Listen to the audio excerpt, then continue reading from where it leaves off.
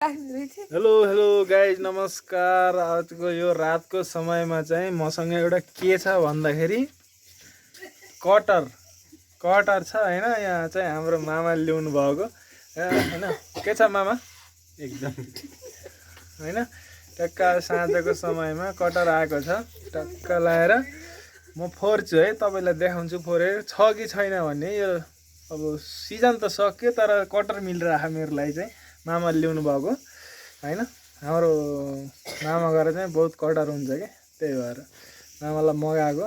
टक्क लाएर एउटा मलाई फोरेर देखाउँछु है तपाईँलाई छ कि छैन भनेर।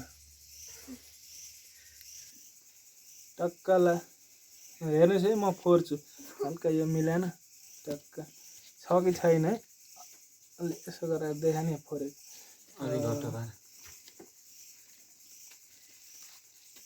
छ हेरे त छैन, 3-4 चैले रहेछ।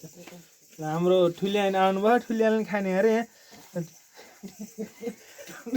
छैन। कतिवटा खायो?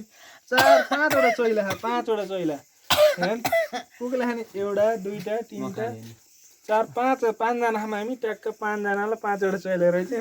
लास्ट रहेछ, मेरो भाग्य रहेछ, त्यही भएर खान पाइयो। ल यता देखाउन, एउटा देख, 1 घन्टा चैला सबैलाई देखा न।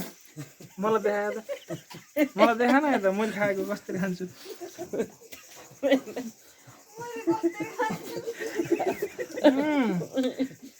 एकदम एकदम यता हामी ठुलियाले खाएको देखा छैन। 5वटा चैला रहेछ, त्यही पनि चाख्न पाइयो। जेस मलाई बहुत चाख्न मन लागेको थियो। यही लास्टको यो सानो रहेछ, यसलाई खाएर पनि चित्त बुझाउनु परेन।